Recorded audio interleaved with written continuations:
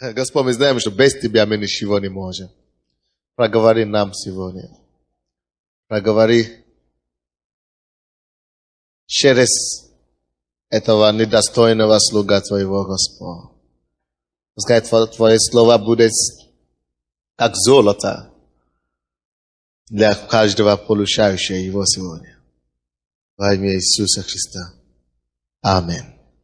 Я проповедую сегодня на теме христианское поприще. Это как христианский путь, про христианское хождение, про христианская дорога. Что значит быть христианином? Что часто случается с нами? Что чем мы можем сталкиваться в христианском хождении? Да, может быть лучше так. Христианское хождение, христианское поприще. Поприще – это русское слово, но только, наверное, старое, наверное. Люди в основном используют путь сейчас и дорога. Но поприще тоже правильно, это тоже слово русское. Давайте откроем Бытие, 13 глава, и будем читать первый стих. Бытие 13:1. Бытие 13:1. Христианское поприще. Первый стих говорит: «И поднялся Авраам из Египта, сам и жена его, и все, что у него было, и Лот с ним на юг». Обратите внимание на некоторые слова здесь, на второе слово там. «И поднялся Авраам». Это слово «поднялся» что-то нам должен говорить. Поднялся – это результат, это действие, которое мы производим после падения. И когда человек ложится, он поднимается. Когда человек падает, он поднимается. Вы знаете, Авраам, он еще не был Авраам. Он был Авраам пока. Он был призван Богом. Но где-то на пути Бог его призвал на юг. То есть в страну обетованную. Но где-то он сошел с дороги. Он упал. Вы знаете, падение бывает в христианской поприще. Аминь. Есть падение в христианской поприще. Но написано «и поднялся». Самое главное в жизни Авраама не то, что он зашел в Египет, или он не спустился в Египет. Но самое главное в том, что он нашел силу в себе, поднялся и вернулся идти по Божьим путям. Бог его... Давайте мы расскажем вам эту историю.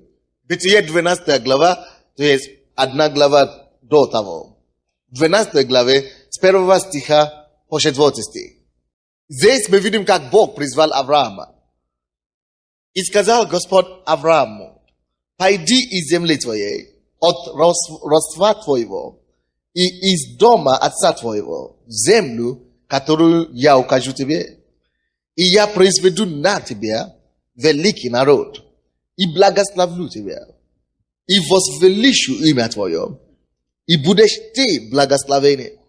Я благословлю благословляющих тебя, и злословляющих тебя прокляну, и благословятся в тебе все племена земные». И пошел Авраам, как сказал ему Господь, и с ним пошел Лот. Авраам был 75 лет, когда вышел из Харана. Братья и сестры, очень часто люди задают вопрос сегодня: почему именно еврей или выбрал Господь, еврея выбрал Иисус, Бог? Почему именно еврейский народ выбрал Бог? Да? Некоторые задают такой вопрос. Почему евреи, а евреи мы читаем Библию? Почему Авраама выбрал Бог? Действительно, это вопрос, который нам непонятно. Но это привилегия. Бог, наверное, нашел его, видя его сердце, и знал, что нет, это есть именно тот человек, кого я мог призвать, и который будет исполнить мое призвание. Но Бог нашел его, и мы видим, что это привилегия. Был африканский народ, был украинский народ, был другие народы, европейский народ, азиатский народ. Но Бог избрал еврейского народа, Он избрал Авраама. Нужно же кого-то избрать, чтобы потом через них спасти весь мир. Но послушайте, что интересно. Точно таким же образом, как мы задаем вопрос, почему Авраам, почему евреи, Точно то же самое мы можем говорить и о нас сегодня. Вы знаете, что вы тоже такой же специальный, такой же особенный, такой же незаурядный, как Авраам. Потому что Бог выбрал вас. Братья и сестры, мы думаем, что мы христиане, но мы ходим в церковь, другие не ходят в церковь. Слушайте, это не по воле нашему, не по нашей воле, вернее, мы попали в эту церковь. Или в правильную церковь. Это не по нашей воле мы были спасены. Это не по нашей воле. Не потому что мы знаем, что вот нужно спасти, и мы собрались однажды, и говорим, вот теперь, Господь, я хочу спасти, вот я спасен. Это не по нашей воле. У нас это привилегия, это особый Божий выбор на нас, чтобы быть спасены. Слушайте, посмотрите в Киев сегодня. Сколько людей в Киеве? Ну, больше 3 миллионов. Почему не они пришли? Почему именно я? Почему именно меня Бог нашел? Почему Бог меня выбрал? И потому что если вы поймете до конца, что значит спасение и быть спасенным, вы бы задавали себе этот вопрос до конца жизни. Такая привилегия быть спасенным. Такая, возможность великая быть, познать Бога. Почему остальные не знают? Есть люди в этом мире, которые умнее меня. Почему они не додумались до спасения, до покаяния? Они не додумались до этого. Почему Бог им не открыл? Почему другие слушают Библию или Евангелие по телевизору или свидетельства, на них это не производит результат или впечатление? Но почему это на меня воздействовало? Почему я пошел? Почему я поверил в это все? Оказывается, что это есть вечная жизнь. Это не просто жизнь здесь. Это вся вечность. Это то, что решает вообще, где мы проведем вечность. Почему Бог меня выбрал? Так что мы особенные. Слушай, ты слишком особенный. Не смотри на себя так, как Машу несчастную. Или как на Ларису неудачная. Или как на Николая безугодника. Никогда больше на себя не смотри. Братья и сестры, слушай, если честно, это не преувеличение. Это не, хвастовство перед другим. Это факт. Послушайте то, что я скажу сейчас. Это факт, то, что нам лучше, чем большинство людей в этом мире. В этом городе. Слушай, если любой человек не спасен в этом городе, твоя жизнь удачнее, чем его или ее жизнь. Мы не имеем права завидовать кого-нибудь, кто бы он ни был, от президента, от миллионер, кто бы он ни был. Если он без Христа, то, что я имею Христа, он еще не додумался вообще никогда в свою жизнь до половины той радости того мира, который я имею, только потому что я христианин. Несмотря на все неудачи, которые могут быть возле меня, несмотря на то, какая критическая положение у меня в семье, или что, но внутри меня, моей сути, моей христианской жизни, моей личности, если я хожу за Христом, я счастливее, чем их все вместе взятые. Слушай, вы должны знать это. Бог пошел, он смотрел на весь мир. Много людей было в мире. И он нашел одного Авраама. А потом через него весь мир был благословен. Точно таким же образом Бог ходит. И послушай, кого Бог нашел. Тебя он нашел. Но кто я такой? Сколько я заплатил, чтобы я был спасен? Ничего. Кому я написал письмо? Кто мой родственник? У кого у меня есть во власти? Никого. Но Бог все равно нашел. Ты человек предназначения. Ты человек судьбы. Наверное, вы поймете до конца все то, что я говорю, только когда мы попадем на небо. Серьезно. Только тогда вы очнетесь и слушайте. Оказывается, что быть спасенным на земле было настолько важно. Оказывается, слушай, почему я это всего не знал? Но я не хочу, чтобы вы жалели, чтобы вы это узнали только там. Начали думать об этом сейчас. Нам особенно повезло. Поэтому мы дорожим наше спасение больше всего угодно. Но таким же образом, Авраам был избран Богом. Почему он? Были многие племен, было много народностей, было много наций. Бог просто его нашел и его выбрал. Оставил все остальные нас. И что Бог ему говорит? И Бог ему говорит, иди от робства своего, из земли своей, иди за мной. Иди туда, куда я скажу. Это то же самое, как спасение. Когда Бог приходит в нашу жизнь, Он говорит, что следуй за мной. Несмотря на то, что твой муж скажет, следуй за мной. Несмотря на то, что твоя жена скажет, следуй за мной. Несмотря на то, что твой папа или мама скажет, следуй за мной. То есть это твое личное решение. Бог тебя лично выбрал. Если они хотят, они тоже могут присоединиться. Но ты следуй за мной. Куда идти, Господь? Я не знаю. Но Господь, я бы не сказал, куда идти. Но Он его направит, куда идти. Он говорит ему, как идти туда. И Бог ему говорит, во 2 стихе, и я произведу от тебя великий народ, и благословлю тебя, и возвеличу имя твое, благословлю тебя, произведу от тебя великий народ, и будешь ты благословенный. Я благословляющий тебя, и злословящий тебя прокляну, и благословляются в тебе все племена земные. Братья и сестры, эти обетования, которые здесь для Авраама, это потенциальные обетования для нас. У нас есть тоже это обетование. Смотрите на меня сейчас. Ты Авраам нашего времени. Тебя Бог выбрал. Ты на место Авраама. И я хочу, чтобы вы знали, потому что Бог вас выбрал. Давайте все станем. Скучно. Спят. Я не хочу, чтобы вы пропустили то, что я хочу сказать. Я хочу, чтобы вы проснулись хорошо. Вы не должны это пропустить. Потому что если вы это пропустите, потом вам придется много терять, много ходить и блуждаться, чтобы опять прийти к этому. Поэтому многие христиане мучаются. Мы христиане, наша жизнь должна пойти наверх. Наше качество жизни должно улучшаться. И мы приходим в церковь, чтобы слушать Слово Божье, как это получается, как это делается. И если мы пропустим даже одно предложение иногда, мы можем в следующий год еще ходить в пустыне. Очень важно, чтобы мы слышали то, что мы говорим. 2 стих теперь. 2 стих. Смотрите в свою Библию, это очень важно. Я произведу от тебя. Это Бог призвал Авраама и дал ему обетование. Братья и сестры, Бог и тебя призвал. Ты как Авраам. Ты такой же важный для Бога, как Авраам. Может быть, ты не важный в твоем роду. Может быть, ты никто в твоем подъезде. Может быть, тебя на работе считаются за вообще пропадший.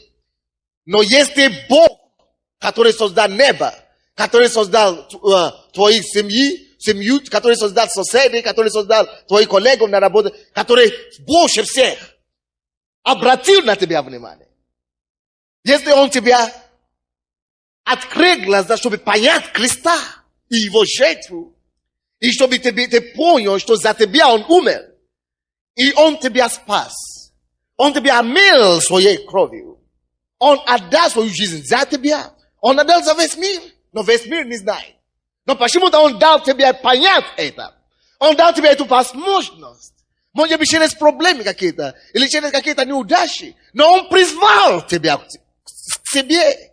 Ты услышал Его голос. Может быть, ты даже не знал, куда ты направлялся. Может быть, ты просто догадался. Может быть, что-то будет, может быть, ничего не будет. Но ты пришел, и дошло до тебя, что такое Иисус, что такое покаяние и спасение. Это значит, ты ответил на это призвание Божие. Ты как Авраам. Авраам тоже не был единственным человеком в этом мире тогда. Их было миллионов людей, народности сотни. Но Бог его избрал. Он дал ему его слово. Авраам тоже не знал, что делать с этим. Но он говорит, что это Бог меня призывает. И решил послушаться Богу. Он пошел за Богом. Слушайте. Теперь то, что я скажу, вы можете написать.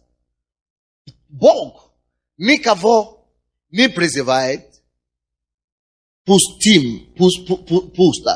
просто так, пустоту, напрасно. Или, просто призывать в небытие какое-то, или призывать какую-то небудущность, или призывать просто в какую-то утопию, или просто какой-то мираж, или в какую-то иллюзию. Бог не призывает людей в иллюзию.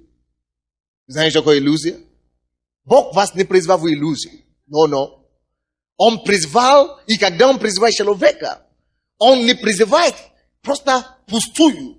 Просто потому что, чтобы просто терять твое время.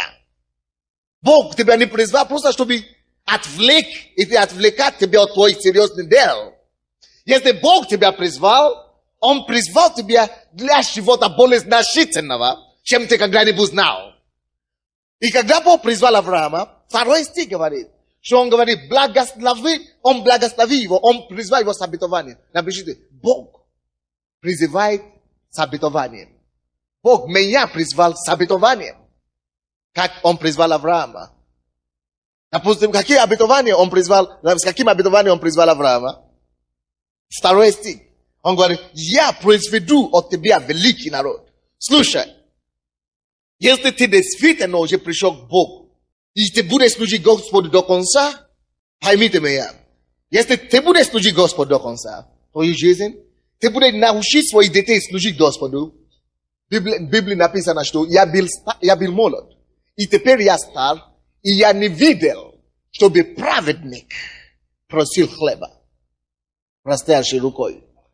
Неважно, насколько ты бедный на сегодняшний день, даже если ты бомжей. Неважно, насколько ты пьяница. Неважно, насколько ты наркоман. Только если ты можешь слышать голос Бога и серьезно воспринимать его и ходить с ним, Он говорит, я произведу с тебя великий народ. Слушай, может быть, у тебя в семье никто никогда не закончил университет. Может быть, никто никогда не зарабатывал деньги. Может быть, никто никогда ничего ни у кого никогда не получилось. Но если ты уже слышишь слово Бога, ты служишь Богу добросовестно. И ты отдаешь слово Господу твоей семьи. Твой род, Бог дает тебе такое слово. Твой род будет великим. Бог сделает так, чтобы направлять твоих детей, даже после твоей жизни. Даже когда ты умрешь, Бог все равно будет направлять твоих детей. И в конце концов, ты из незначного, ничтожного семейства, твое семейство и родство станет настолько значительным, и это есть благословение Авраама. Это есть то благословение, которое приходит за то, что мы служим Богу. Слушайте, есть такой семья в Америке, Джонатан Эдвардс. Был такой проповедник, который проповедовал еще в индейцам, американский индейцам в Америке. Он был проповедником.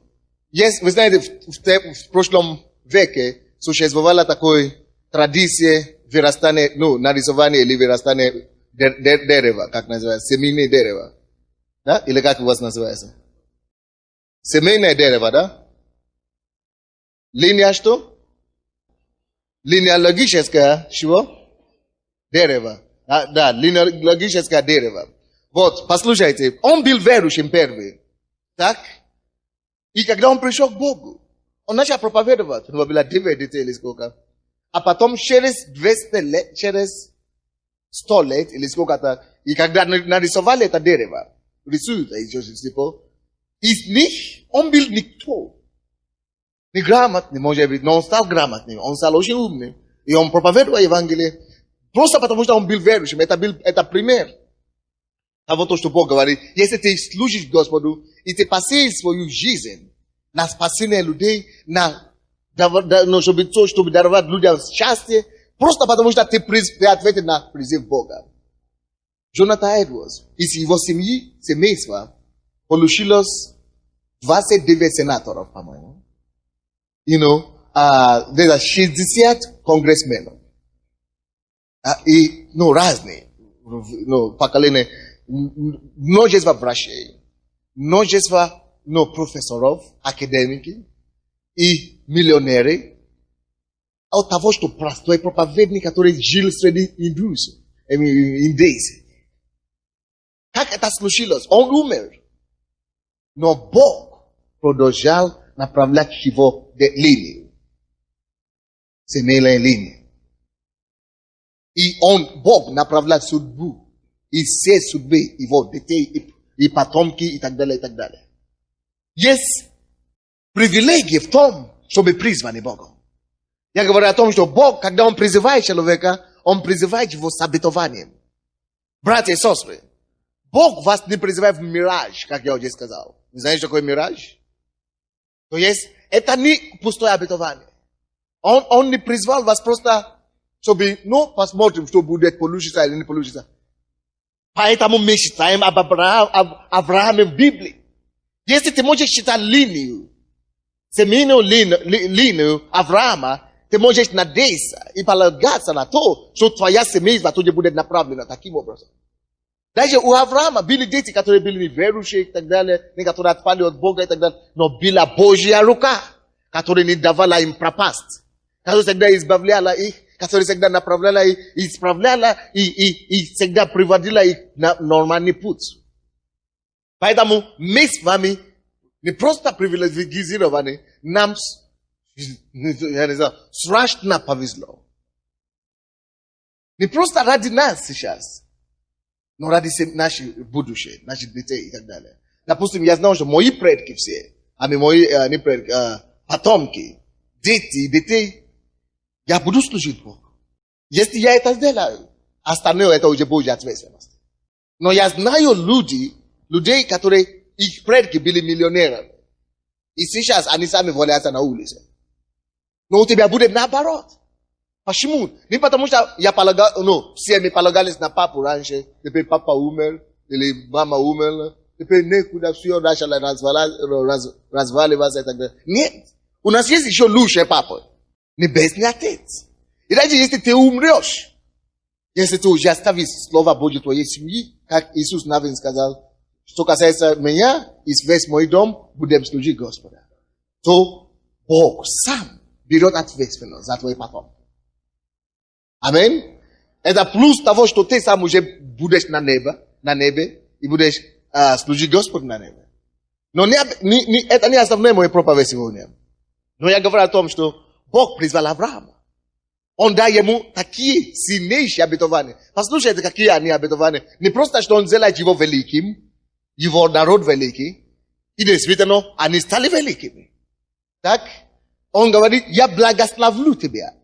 Брат, сестра, слушай. Поймите, что то, что я читаю здесь, это не история, Поймите, что это не рассказ. Это то, что произойдет с нами. Поэтому считай это как историю твоей будущности. Он говорит, я благословлю тебя, братья и сестры. Просто ответ на призыв Бога, служить Господу, будут разные ситуации, разные истории. Но держись за Богом, и ты увидишь, исполнишь ли он его слово или нет. Он говорит, я благословлю тебя. И поэтому мы слушаем свидетельства здесь, как Бог благословляет людей. Так дальше. И возвеличу имя Твое. Теперь, как я стал верующим, Бог настолько возвеличил мое имя, что я сам не поверил. Я никогда не знал, что какая-то газета будет меня видеть или знать, тем более писать когда-нибудь. Даже если они плохо пишут, пускай пишут, зато действительно имя возвеличивается. И ваше имя тоже, потому что они говорят, что прихожане слова веры. Вы стали известны сразу. Вдруг. Вы, наверное, такую свободу ожидали. Что каждый месяц о вас буду писать в газетах. Разве это не прекрасно? Возвеличу имя Твое. И не только в относительном сторону, но и в положительном. Слушай, христианское поприще. Это поприще, которое может быть терновый, так? Терновый. Но это поприще, которое ведет в величию. Братья и сестры. Сестра Федора. Станьте. Я знаю, как вы переживаете за станьте. Я знаю, как вы переживаете за своих детей. Так? Они пьют, не приходят к Богу, вы молитесь о них и так далее. Слушай, у вас есть только одна ответственность перед Богом. Вы просто добро совестно служите. И напоминайте ему его слово. Господь, ты сказал, если я тебя буду служить, если я отвечу на твой призыв, на мою жизнь, ты сказал, что ты сделаешь меня, мой род великим. От алкоголика или от семьи алкоголика, мое семейство должно стать великим. Ты сделаешь это, я не смогу делать, но ты сделаешь. И это то, что будет. Но это я не знаю, когда будет. При вашей жизни, после вашей жизни, но все равно будет. Почти что уже есть. Все равно будет. Все равно будет. Поэтому просто верьте Господу. Бог говорит, я благословлю тебя. Будет разные исключения, почему нет, почему пока. Просто Бог уже сказал. Ради этого Он и призвал нас. Мы не единственные в этом городе. Но потому что Он решил тебя сделать великим. Потому что Он говорит, что я возвышу твое родство. Ради того, что Он решил уже делать того, до того, как ты родился. Поэтому Он потом и спас тебя. Чтобы все равно ты знал, что Он это все равно сделает. Если Он тебя уже спас, Он же спас тебя, когда ты вообще не знал ничего. Тем более, когда Он тебя уже спас. Он доведет его дело до конца. Он потому и спас тебя, чтобы сделать тебя великим, как Он сказал. Он потому и спас тебя, чтобы благословил тебя, как Он сказал. Чтобы это могло войти в действительность в твоей жизни. Быть верующим, это не просто счастье, но это жемчужину мы нашли вдруг. Это компенсация, великая компенсация за все неудачи, за все посрамления, которые в этом мире. И не только на небе, я говорю сейчас. На небе понятно, что нам будет хорошо. Но я говорю здесь, на земле тоже. Да. Хорошо. Я благословлю тебя. Возвеличу имя твое. Братья и сестры, может быть, твое имя, твою фамилию, твою семью никто вообще никогда не упоминал, тем более знать. Или, может быть, коммунисты стерли, убрали все. Готовься. Просто готовься. Потому что Бог возвеличит имя твое. Больше, чем твой размер. Или твои ограничения. Братья и сестры, я говорю о христианском поприще. Это к тому Бог нас призвал. Это поэтому Он нашел нас среди миллионов. Но чем мы лучше других? Ничем. Но наша сила, наше преимущество заключается в том, что Бог спас нас. Он выбрал нас. Он нашел нас. Мы ответили на Его призыв. И мы идем в величию вместе с Ним. Пророчествуй это в жизни твоих детей. Говори это им, что слушай. Не думай о себе, как другие думают о себе. Не проклинай свою жизнь. Не думай о себе, что у тебя ничего не получится. Слушай, ты рожден для величия. Ты был избран Богом. Даже если я умру или что-нибудь со мной случится, Бог всегда будет с тобой, с вами. Бог всегда будет поднимать вас. Но потому что вы ответили на призыв Бога. И, братья, как христиане, мы должны быть в курсе об этих вещах. И мы должны это передать нашим детям тоже. Мы должны убедить себя в том, что Бог говорит правду. Кто знает, что Бог говорит правду? Он говорит, я возвеличу имя Твое. И, слушай, я благословлю благословляющих тебе. Слушай, если кто-нибудь делает что-нибудь для нас, кто-нибудь делает нам добро, конечно, мы благодарны им. Конечно, мы признательны им. Но плюс наша благодарность им, Бог говорит, любой человек, кто благословит тебя, Бог благословит. Почему? Благословить того, кто благословляет меня. Почему? А очень просто. Это должно доказать тебе, что Бог смотрит над тобой. Бог наблюдает за тобой. Бог видит каждого, что делает в отношении тебя. Бог видит то, кто относится к тебе хорошо. Бог видит то, кто благословляет тебя. Бог видит то, кто пренебрегает тебя. И тебе надо переживать за это. Хорошо. Бог наблюдает за тобой. Слушай, ты слишком особенный. Ты слишком специальный. Почему? Потому что ты уже ответил на Божий призыв. Он говорит, если кто благословит тебя, это не пройдет мимо Бога. Незамеченный. И если даже кто будет проклинать тебя, он говорит, что они ненавидят тебя, он тебя ненавидит, он будет тебя делать зло, пускай делает. Пускай делает. Бог говорит, что и прокляну. Это не моя обязанность проклинать их. Бог проклинает их. И прокляну злословящий и проклинающий тебя. Бог стоит в ответственности. Вот почему мы, как христиане, не делаем людям плохо. Потому что мы это знаем. Вот почему мы, как верующие, мы не злословим людей. Потому что если ты будешь злословлять людей, Бог говорит, что особенно верующего. Бог будет злословлять человека, который злословит любого верующего. Неважно, ты верующий или не верующий. Ты принесешь свою жизнь вот это проклятие. Вы понимаете, да? Вот почему Бог учит нас и говорит, пожалуйста, верующие, ведь другие, не воздавайте зло за злом. Не воздавайте, не побеждайте зла злом. Пожалуйста, не воздавайте зло злом, люди. Не давайте зло за злом. Пожалуйста. Потому что если вы начнете давать зло за зло, как я тогда могу? Я уже сказал, что я прокляну проклинающих. Если вы начнете проклинать, значит и вас прокляну. Пожалуйста, просто отдавайтесь мне. Доверьтесь мне, говорит Бог. Так что мы такие важные. Но нам надо это знать.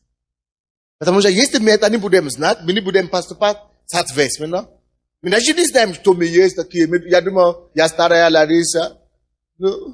Или Николай Неугодника. Или что-то такое. Нет. Измени мышление твоей жизни. Читай Библию. Понимай Библию по-другому. Ты человек предназначения. Ты избран Богом. Его выбор остановился на тебя. Есть будущность для тебя. Бог призывает человека с обетованием. Бог никого не призывает без обетования. Пустую. Вы это отметили себе, да? Бог тебя призывает с обетованием. У него хорошая жизнь впереди для тебя. У него светлое будущее впереди. Он говорит, только я знаю намерения, какие имею у вас. Намерения на благо и не на зло. Чтобы дать вам будущность. Бог собирается дать тебе будущность, поэтому Он тебя призвал. Бог собирается дать мне будущность, поэтому Он меня спас. Я вам не могу рассказать мою историю. Я уже много раз рассказывал. Когда мне было 6 лет, мы потеряли все то, что у нас было в семье. У нас была привилегированная семья, царская семья. Но все за 3 года, все старшие дети, которые были кто-то, они все погибли. Остались дети. И мама у инфаркт, попала в больницу. У нас не было ничего, пока Иисус не пришел. Как только что Иисус пришел, мой брат, он доктор сейчас наук, он работает в американском престижном телекомпанию ABC. И моя сестра преподает в колледже. Мой другой брат занимается политикой. So есть, у нас было с нуля, так только когда Иисус пришел. Иисус приходит, чтобы дать нам судьбу. Ты не останешься в этой положении, где ты находишься сегодня. Но невозможно, потому что ты ответил на его призыв. Бог призвал нас с обетованием. Настрой твоих детей таким образом. Настрой твою семью на то, чтобы верить Богу. И чтобы следовать за его призванием. Так, христианское поприще. Когда Бог призвал Авраама таким образом, Авраам пошел по призванию Бога. Он поверил Богу. И он пошел так, как Бог его вел. Но что-то интересное случилось. Я вам сказал, Что 13 главе, первый стих, написано, что Авраам поднялся из Египта. Что случилось? Куда Бог вообще его призвал? Бог его призвал в Египет или в обетованную землю? Не слышишь? Бог его призвал и говорит, иди на юг. Иди в обетованную землю. Слушай. И ведь он пошел, написано в первом стихе, он пошел по направлению Бога. А потом что-то случилось. И мы вдруг считаем, что он поднялся из Египта. Как он оказался в Египет? Это же не в Египет Бог его призвал. Давайте прочтем, что случилось, или что его заставило попасть в Египет. 9-10 стихи. 12 глава Бытия. 9 и 10 стих. И поднялся Авраам и продолжал идти к югу. Это было то, когда Бог его призвал, он поднялся и шел туда направление, куда Бог его вел, юг. Это когда его Бог призвал, он поднялся и продолжал идти на юг. А в 10 стихе, давайте посмотрим, пожалуйста, 10 стих. И был голод в той земле. И сошел Авраам в Египет. Пожить там, потому что усилился голод в земле той. Авраам уже услышал голос Бога. Он слышал, что да, это Божье призвание. Бог меня призывает идти таким образом. Братья и сестры, как и мы с вами. Многие из нас, когда мы приходим к Богу, мы знаем, что да, это надо. Это надо. Вот так нужно жить. Нужно ходить за Богом. Вот так. Нужно идти в церковь. Нужно служить Богу. Нужно послушаться слову, Богу и так далее. Голос Бога и так далее. Мы знаем, что как нужно жить. Но обычно возникают на нашем пути всякие обстоятельства, всякие стихии, всякие непредсмотренные обстоятельства. Допустим, когда Бог ему сказал идти на юг, Бог ему не сказал, будет голод на дороге. Он этого не ожидал. Точно с нами бывает. Мы знаем, что не стало хорошо, когда я пришел к Богу. Не стало хорошо. Действительно, я хочу идти с Богом. Я чувствую, что я должен идти. Я знаю, что моя земля обетования – это рай. Есть рай. Есть царство небесное. И я хочу попасть в рай. Авраам тоже знал, что есть земля обетования, куда ему надо идти. Но пока что тяжело. Голод. Бог мне не предупредил о голоде. Бог мне не предупредил, что будет так тяжело здесь. А не считать Бог-то. Бог, дети, голод наступил. И он не знал, куда, что делать. Он, наверное, начал молиться. Господь, сделай что-нибудь, голод. И вы знаете, написано, что вместо того, чтобы Бог убрал голод, что и усилился голод в той земле. И усилился. Слушай, я понимаю Авраама. Он говорит, слушай, я молюсь, чтобы это вообще проблема ушла, а наоборот сливается, слушай.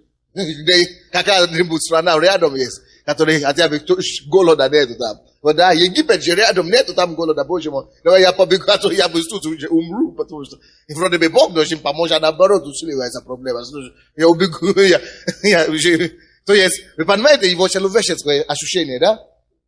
То есть, Бог призвал его и дал такие чудесные обетования, такие прекрасные будущее, да? Такие обетования, такие перспективы прямо рисовал, что лучше уже некуда, да? И тут, вместо этого земля, где течет мед, и это молоко, он в голод попал. Боже мой, как это, причем тут... И он начал, то же самое с нами происходит. Братья и сестры, мы начинаем ходить с Богом. Мы говорим, что да, хорошо, я хочу попасть в Царство Небесное, я не хочу отойти от Бога. Мы ходим, и какая-то сложность появляется. Или проблема, которая у нас была раньше. Мы надеемся, о, Господь, сейчас я молюсь, значит, эта проблема сейчас пройдет. Я молюсь, значит, Бог сейчас что-то сделает. Я молюсь, что-то так произойдет. И вдруг, слушай, Бог вообще не только ничего не делает. Усугубляет мою проблему. Боже мой. А Бог, где ты-то? Ты же, вроде бы ты меня спас. Вроде бы ты обещал, что благословлю тебя. Взяла твое имя великим, вместо великим я вообще... Какой великий? Причем тут великий вообще? Тут вообще речь не идет о том, чтобы был великим, а чтобы я тебя выжил. Ну, голод, чтобы не умереть от голода, во-первых. А потом будем решить остальное. И как бы он ни молился, я представляю его ситуацию. Как бы он ни молился, слушай, голод не ушел. Бог не отвечает. Хорошо, может потерплю. И пытается терпеть, вы знаете, что случилось? Усилился голод. Может быть, у тебя, ты тоже находишься в том же ситуации. Может быть, у тебя проблема со здоровьем. Я говорю, Господь, сейчас меня исцелит. И пошел через полгода к врачу, обнаружились еще одну опухоль. Боже мой. И, слушай, я уже не знаю, что ты ну, сам отец попал. Ну, где je Бог? Ну, не знаю. Ну. Вот такие вещи, которые составляют людей зайти в Египет. Сойти с дороги Божьей. Нет, наверное, я уже к экстрасенсу зайду. Я помню, у меня был один экстрасенс до того, как я вообще эту веру принял. Или у меня был какой-то батюшка или что-нибудь, как у вас, дедушка, или бабушка, которые, бабушки, да? Не, женщины, которые принимают по домам. Бабки, да? Да, бабка. Я помню, что у меня какая-то бабка там есть в селе. Ты человек? Вроде бы он начал хорошо с Богом идти, да? И он видит, что моя реальность пока не то, что не улучшается, а еще и усугубляется. И люди из-за этих таких давлений, они часто заходят с дороги. Сходят с дороги. Сходят с дороги и начинают идти по сторонам. А как по поводу Божьего призвания? Как по поводу земли обетования? Они временно забивают об этом. Но вы знаете, что это зря? Я вам прочту до конца. Знаете, у него тоже была такая ситуация. Он верил Богу. Если бы он не верил Богу, он бы не пошел. Он бы не ушел из его земли. Но он верил Богу. Но тут проблема. Вера в Бога это хорошо. Но реальность другая. И усилился. Очень часто так с нами бывает. Мы думаем, вот, сейчас придет ответ. Вот, сейчас Бог что-то сделает. И вместо, чтобы он сделал, хуже стало. И дьявол этим самым хочет нас сбить с дороги. Братья и сестры, слушайте сюда. Дьявол знает, насколько драгоценно наше призвание. Дьявол знает стоимость, цена нашего искупления. И он сделает все, чтобы сбить тебя и меня с дороги. Он сделает все. Он посунет нам что угодно. Только чтобы защитить. Потому что, допустим, Бог призвал его идти, да? И ту землю, куда Бог его призывает, вообще там засуха и голод, да?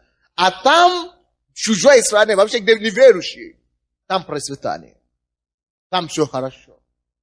Слушай, какой тогда я верующий, когда неверующий лучше меня живут? Ну какой я тогда верующий? Ну какой тогда Бог, да, когда мне не помогает, а неверующие, вообще неверующие лучше живут? Ну вообще тогда что тогда верить? Ну что за вера тогда-то? Правильно бывают такие мысли? Вот. И такие мысли как раз наступили в эту голову Авраама. И он говорит, слушай, Бог, я вернусь, может быть, или пока что мне надо видеть, но Богом, я пока о семье забочусь. Жена есть, племянник есть, еще и эти все овцы, коровы убирают по одному. Поэтому мне нужно как-то содержать семью. И что он делал, короче? Он сошел с дороги. 10 стих. Написано, и сошел Авраам в Египет, пожил там, потому что усилился голод в земле той. Вот, это слово сошел, да, в Египет. На английском, это то же самое, как слово и, написано, и опустился в Египет. Это синоним, да, можно говорить, сошел в Египет, да, или писать опустился. Пустился. Но на английском это называется пустился. Это когда человек падает. Пускается. So есть он был на вершине раньше. На вершине, на высокое место раньше. Он шел по высокой дороге раньше. Он шел по Божьей дороге раньше. Но потому что он хотел кушать. Есть потребности, есть трудности здесь. И он опустился. Он пустился в Египет. Вот. И когда он попал в Египет, вы знаете, действительно там была красота. Там было богатство. Там было все. Там была процветающая страна. На тебе Бог. Вот тебе разница между твоей землей обетованной, да? И на тебе жизнь. Тут казино. Или тут ночное, это самое. В ночном клубе. Или тут университет. Это то же самое, как женщины, которые мне уже 29 лет никто не берет. Я помню, когда я была в миру, вообще не проходит неделя, чтобы мужчины не обращали на меня внимание. А тут все братья откровения ждут.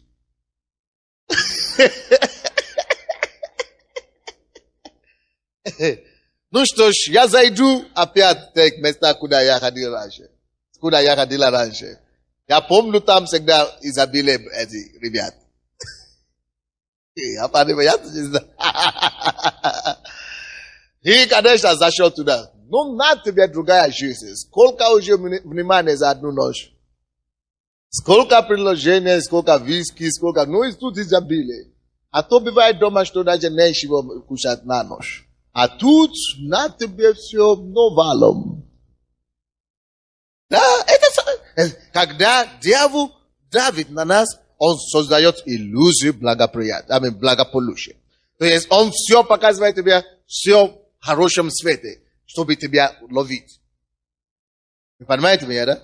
Или, допустим, Бог тебя не исцеляет, а потом ты попал в бабки. На тебе, ну. И как только что ты заходишь в этот дом, бабка говорит, я вижу твою проблему.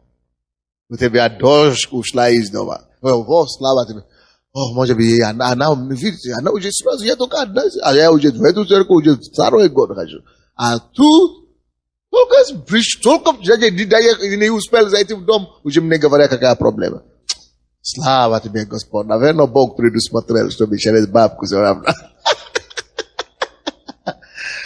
Вот, это то, что делает, это, как его, Авраам. И он зашел туда, он видел богатство, да. Слава Богу. Но слушайте внимательно. Что произошло? Да, богатство было. Изобилие в Египте, конечно. Миру, сколько хочешь. Только компромисс. Только сделай компромисс, и все. Он компромиссировал свою совесть здесь. Компромиссировал свою веру здесь. Компромиссировал своего Бога и свое призвание.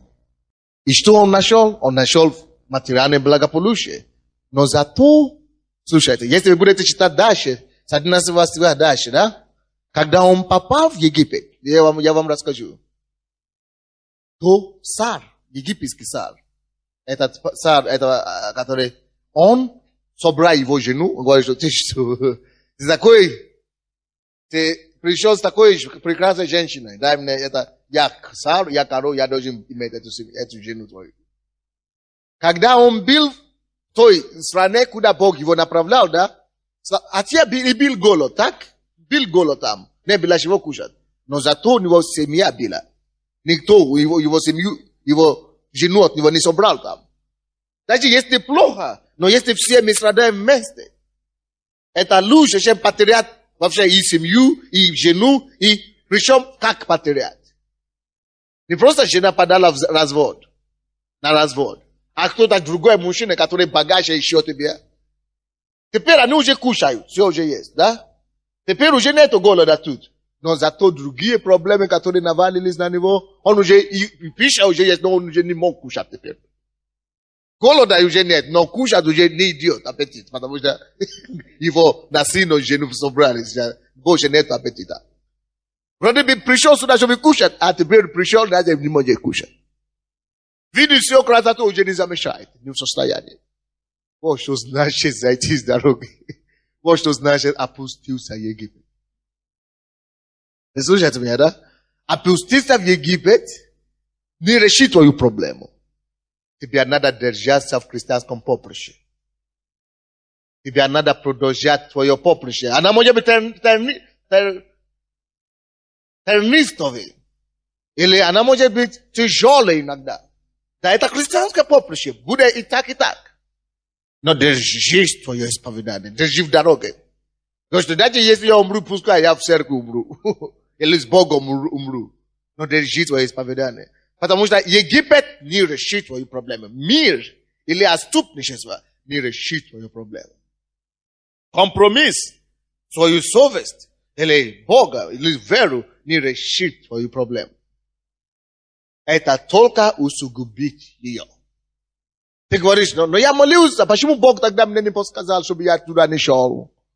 А потому что Он уже тебе сказал, как нужно идти. Зачем ему лично говорит так?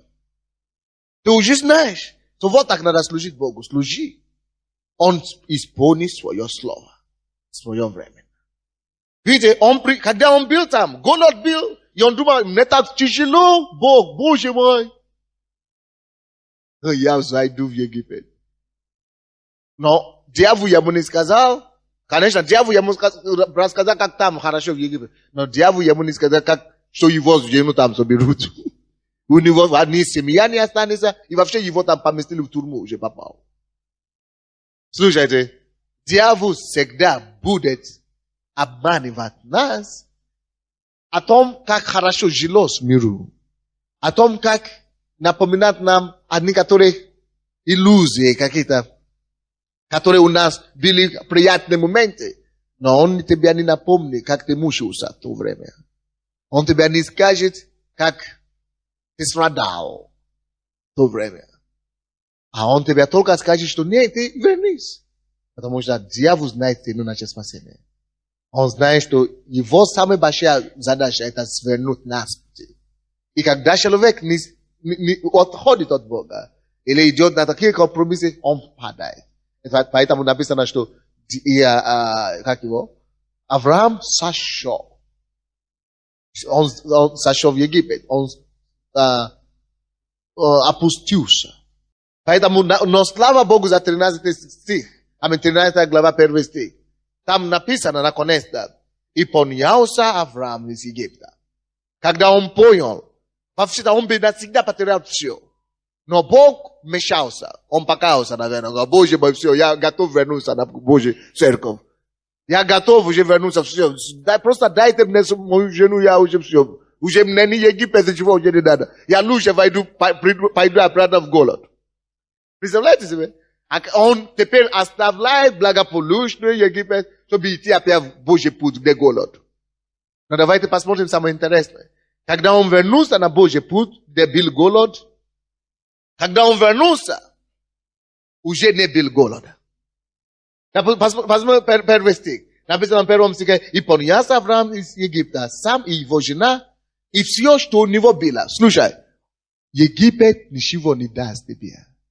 Он вернулся из Египта, так как он туда пошел. Все то, что у него было, чем он вернулся. Вы не заметили? Написано, он вернулся из Египта, с тем, чем у него было.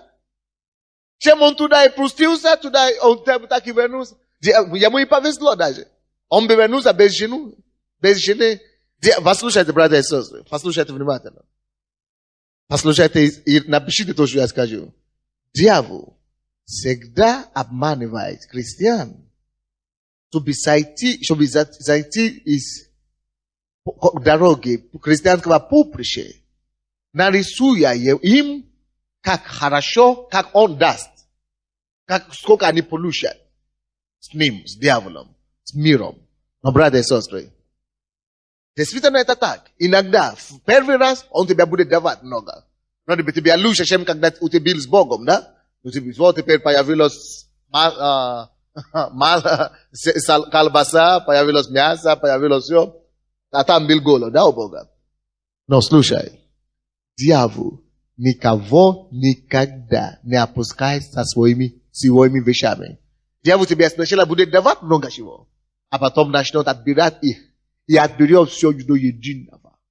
Как ты пришел, так и вернется. И порой даже он собирает, еще и лишнего собирает. Вы не понимаете меня, да? Еще и лишнее бывает собирает. Он, то, что он тебе дал, время все получается. То когда-нибудь отпустился от Бога, отошел от Бога, пошел в мир и пережил то, что я говорю. Конкретно. Сначала ты начал зарабатывать, и все начало получаться, да? А потом дьявол соберет все то, что он тебе дал, все то, что ты зарабатываешь сейчас, и еще лишнее, и здоровье еще и соберет. И, может быть, наградит тебя еще какую-то болезнь сумасшедшую. То есть, дьявол безжалостный тварь. Это не стоит ни за любой цену. То есть, это факт. Но послушайте дальше, 13 главе, 2 стих. Написано, что он вернулся с тем, чем он был, да? Потому что он бы вернулся еще меньше. Его жену бы собрали, так? Но 2 стих говорит, и был Авраам очень богат, котом и серебром и золотом. Когда он вернулся в ту землю, где был голод. Братья, слушайте внимательно. Он вернулся в ту землю, где был голод, уже не было голода. Уже было процветание его ждало. Он стал богатым и серебром, потому что он терпел на Божьем поприще. Терпел, и Бог давал ему. Аминь. То же самое, как женщины. Есть женщины, которые знают, что нельзя выйти замуж за неверующего. Говорят, никто так еще ко мне так никогда не относился. Но у него все, у меня 2 детей, и, одна я не потяну, а у него машина есть, Даша есть, хорошо зарабатывал. Думал, он не верующий, что вы хороший человек, не пьет, не курит. Но это не в этом же вопрос. Хороший человек без Христа, это тоже дьявольская приманка. Да, это тоже дьявольская приманка. Потому что если человек не возрожден внутри, нету разницы. Он пьет, не пьет или что. Он не возрожден. Его суть-то не изменилась. Все равно сатанинская, дьявольская, греховная. Да? И потом, такие люди, у меня есть несколько примеров таких, которые ходят в нам в церковь. Они знали все. А потом пожили 2-3 года. А потом приходят, пастор, нам было так хорошо первые 2 года. Лучше было бы, чтобы мне вечно замуж вообще, чем такую жизнь. Молись вас. Почему Бог допустил? Если ты это еще скажешь, я тебя выгоню из моего офиса. Какой Бог допустил? Это ты допустил, а при чем тут Бог? Надо наоборот каяться, что Господь помилуй. Потому что Египет просто дает иллюзия благополучия. А потом отберет все то, что у тебя было, то, что он тебе дал, и еще лишнее отберет. Аминь. Это невыгодно служить дьяволу. И потеряет все. Это мы закончили эту проповедь, это первую часть. Следующее воскресенье я продолжу. Второй части, это христианское поприще. Давайте преклоним нашу голову.